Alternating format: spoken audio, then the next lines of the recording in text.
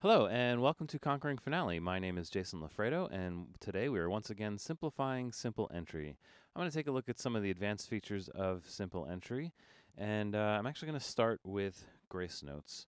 And I'm just going to zoom in here a bit so we can kind of see this. I'm going to start entering a few notes here, and turn that into a grace note with Option G, as we know. And then another note here. And you'll notice, if you can see it, that's why I'm zoomed in so much, you can see that the grace note has a slash on the flag, right? And Finale will do that by default. It will slash all flags on grace notes. But you can change that.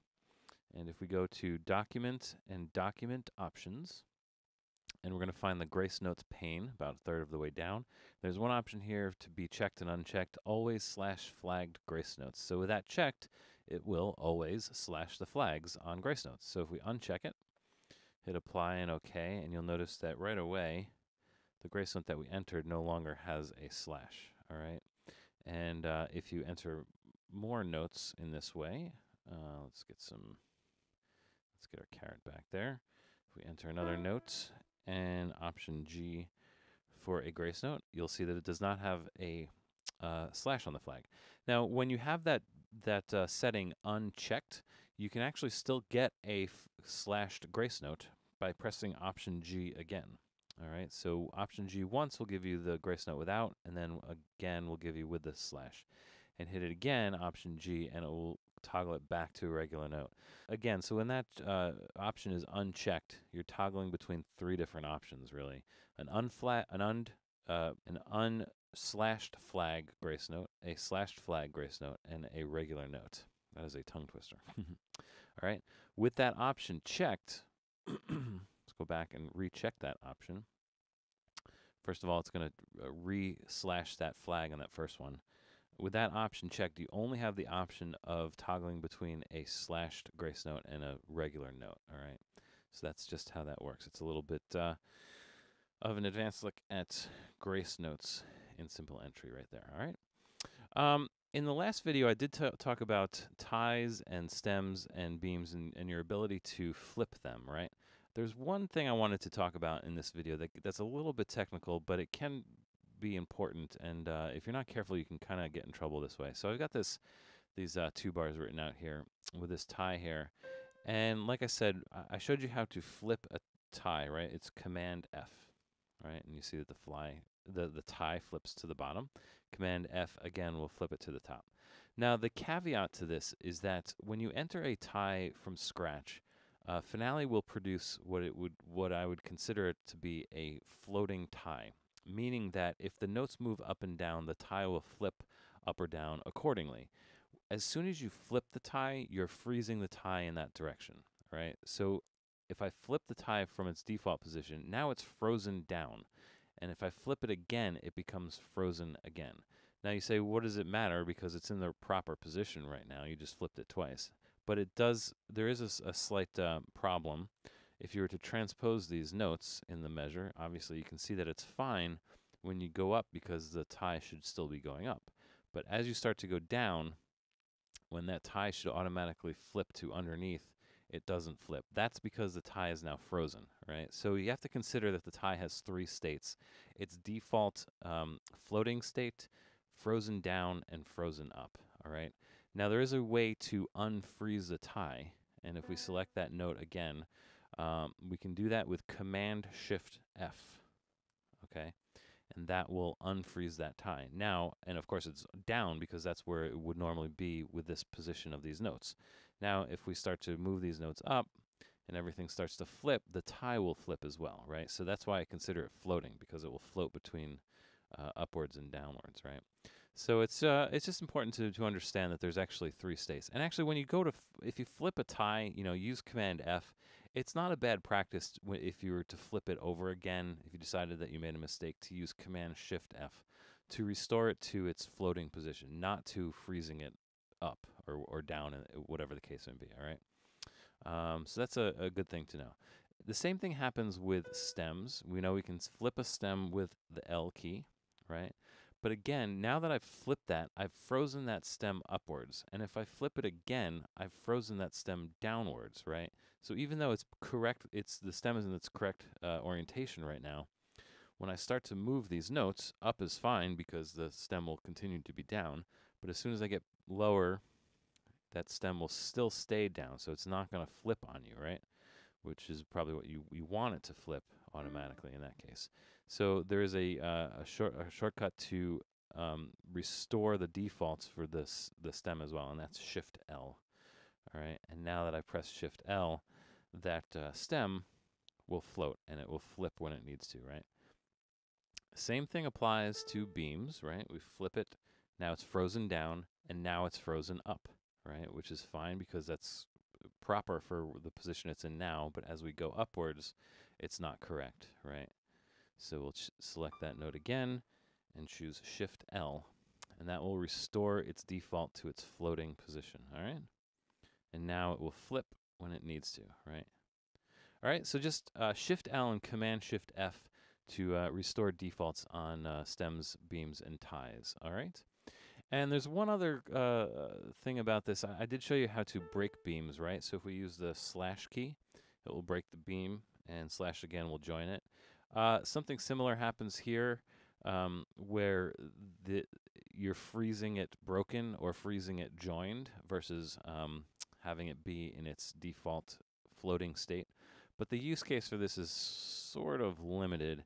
In fact, the only use I could think about for this is if you were to go into your document options and choose beams and reset these this first option where it says beam 4/8 notes together in common time. If you were to uncheck that, you know, when you get out of that, it will not retroactively change that beaming. But if you were to use the command to restore the beam's default status of broken and joined, which that keystroke is Shift slash, right? It will go ahead and restore that per the document options, okay? And then again, if you were to reselect that option, beam 4/8 notes, again, it doesn't do it retrospectively, but if you do Shift slash, it will change them all back. Again, I can imagine it's only useful if for some reason you just maybe forgot what your setting was there and you're like, oh, I just needed to go back to normal. Shift slash will do that. Anyway, it's there. And maybe somebody has another practical use for that option, and I would love to hear what that is. All right. I also want to take a look at some of the other options in the simple entry options portion here. We've gone in here a little bit to talk about the edit keyboard shortcuts, but let's go through these one by one. There's fairly simple. We can get through these. Check for extra notes. When that is checked, all right, what's going to happen is I can enter some notes here in this first measure, and if I were to enter a half note in this case, which is going to be too many beats, Finale is not going to let me. And actually, it should have. There we go. It should be giving you the sound. I had my sound output set differently. All right, so it's not gonna let you do that. However, if you were to go back and uncheck that, check for extra notes, now Finale is going to allow you to actually put in a note that's longer than what should be allowed in that measure. So you can have 5 beats in a 4/4 measure in that way. It's strange, but Finale will allow you to do it. Interestingly, I'm just going to go back and reset this to checked. If you're using a different method of input other than the mouse, so I've got the caret set up so I can enter a note with the keyboard or the Midi keyboard. If I enter a half note from here, it's actually going to tie it into the next bar. So it's actually entering a duration, so to speak, not so much a half note. Same thing with if I play it on a Midi keyboard, it gets tied. And that will actually work the same way whether or not this option is checked or not. Check for extra notes. If that's unchecked, using the Midi keyboard will still tie, and using the keyboard will still tie, all right? It's only with the mouse that Finale will allow you to enter an inappropriate amount of beats in a bar, all right? So that's check for extra notes. The next option here, create new measures. So that has to do with the end of the file. So you've got your double bar here. So if I enter a half note there and enter another one, oh, I forgot I have to do this in with the caret. This only works with the with Midi keyboard or keyboard entry, right? So enter a half note with the Midi keyboard, enter another one, and it will add an extra measure to the end of the piece. And you can keep doing this and it'll add another measure, all right? With that unchecked, create new measures. Now when I enter my 2 half notes in this bar, that's it, you're done. It will not let you go any further than that, all right? That could be handy to have to leave unchecked if you've got your pieces set and you're just entering notes at the end of the piece. Sometimes if that's checked and you've got a long score, you end up creating an extra measure like 15 times and you have to keep deleting it and stuff. But yeah, if you have that unchecked, it won't happen. All right. Fill rests with end of measures. So this is fairly self-explanatory. I put a, if I'm going to enter a half note here in this bar, and if I were to just move to the next bar with my cursor, it will fill out the rest of that bar with a rest, right? Oops. If I were to uncheck that, fill with rests and the measure, and we start entering notes, we'll enter a half note there, and then go into the next bar. It will not add those rests to that bar, all right?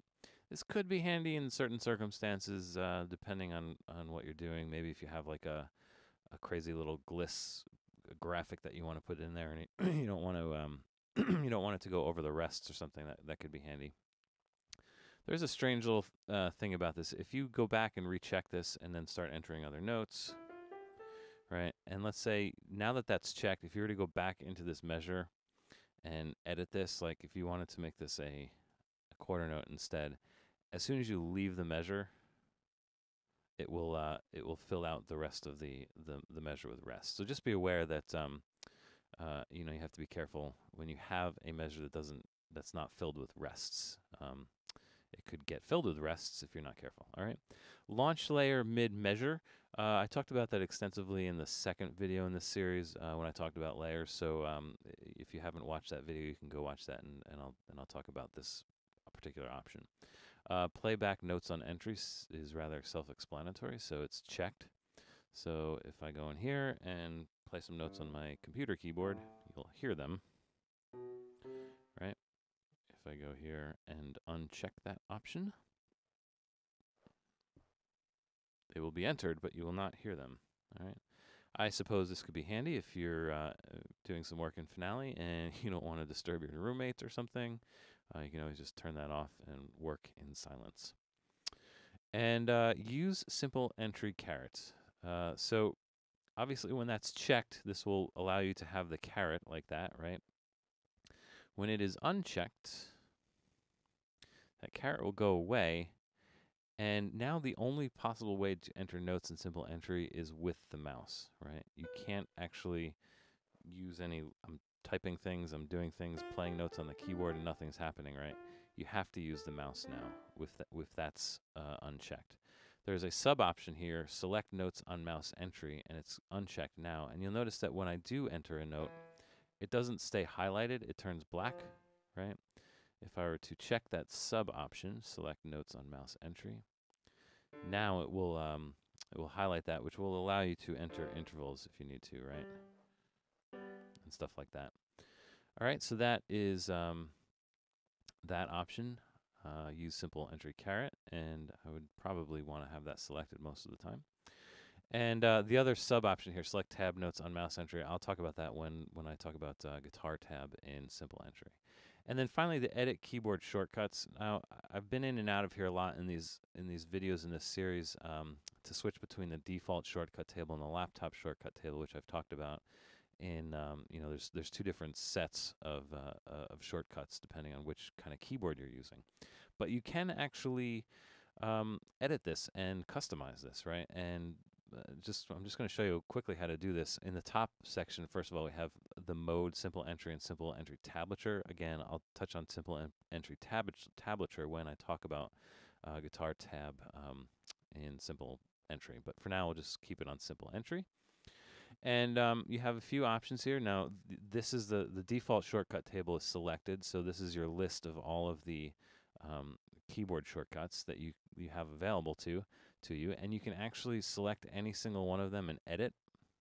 and you can change this this keyboard shortcut to anything you want. Just click in there and press something else, and you can select Command or Shift or Option or Control in the case of Macintosh, right? You can delete any one of these. You can add another one, right? And it'll tell you, it'll ask you which of these functions you want to do, and then you can add a key, etc. I thought this might be handy. Like, you know how when you're entering rests with the default shortcut table, there's like 7 different ways to enter a rest, but there is no command for the 128th tool. So it is possible to find the enter rest with number pad 0 and delete that. Well, I'll just show you that right now, and then add. I think it's tool. That's what you want. Tool note 128th. There's the difference between tool and duration 128th is the duration will be the function of changing a note's duration to 128th. Tool is actually selecting the 128th note, right? So I've selected the tool for the 128th note, pressing the key box here, and it's waiting for me to enter a key, and I'll just press the 0 in the number pad, and it shows up. And now I've just programmed that 0 to give me that 128th tool, right? So if I go back here, now I've got the 5 selected, but if I press 4, I get an 8th, etc. And then 0 will actually give me that 128th now. All right. So that's one useful way of using that. Just show you a couple other things in here. If you don't like that, if you thought that was a bad idea, just hit the reset to defaults, right? And then it'll ask you, "You sure?" Yes, I'm sure. Okay. And so now your 0 will be a rest again. All right. And we can actually create whole new sets. We just click on New Set, and it will create a duplicate of the default shortcut table or duplicate set. If you have the laptop shortcut table selected and press duplicate, you'll make a copy of it. You can see that. And then if you want to get rid of it, just delete it. Yes, I do want to delete it. I was thinking of some practical applications of this. I know if there's people that are also Sibelius users, I know that or native Sibelius users, I should say. I know that the rhythms are one off from Sibelius and Finale, where I think 4 is a quarter note, as opposed to in Finale 5 is generally accepted as the quarter note. So you could actually start a whole new keyboard shortcut set and change it back to the Sibelius rhythms, basically. So instead of tool quarter note number pad 5, you just edit that and make it number pad 4, right? Of course, it would be kind of a pain in the neck because you have to go through every single option because there's the tools, there's the duration, you have to change the duration.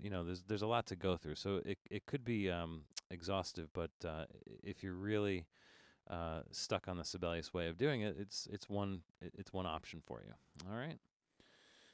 So that is the edit keyboard shortcuts. Was there anything else I wanted to say about that? I'm just looking at my notes. Nope. So that's everything in the simple entry options. The use MIDI device for input is fairly obvious. If it's checked, that's going to allow you to use the MIDI device when you have a caret, right? Now, if I were to uncheck that, this would allow you to just keep playing your MIDI keyboard and not enter anything. So if you're auditioning a line or some chords or something, trying to figure it out, you can do that and then either go back and recheck it or use a different method of entering notes, like just use the computer keyboard instead. So that's that option is there. Use MIDI device for input, checked or unchecked. All right. And then simple edit commands, simple navigation commands. Literally, this is just a list. I mean, you could select every single one of these things to do one of the functions, one of the many functions that I've showed you throughout the course of this video series. That's a very slow manual way to do things, right? Flip stem. Instead of just pressing L, you can actually go up here and do that, right? Same with navigation. And I guess it could be useful if you kind of forget a particular keyboard shortcut. You can go up here and find it and say, oh yeah, it's whatever, blah blah blah, right? And so that's there for you. Edit commands and navigation commands, all right? And then tab specific commands. Again, I'll talk about this when we talk about tab in simplifying simple entry lesson about guitar tab. All right. So I think that covers it. That's pretty much all of the advanced options that you have at your fingertips for simple entry. I hope this has been helpful, and hopefully you have a fairly thorough knowledge of simple entry at this point. So thanks for watching, and come back soon for some more videos.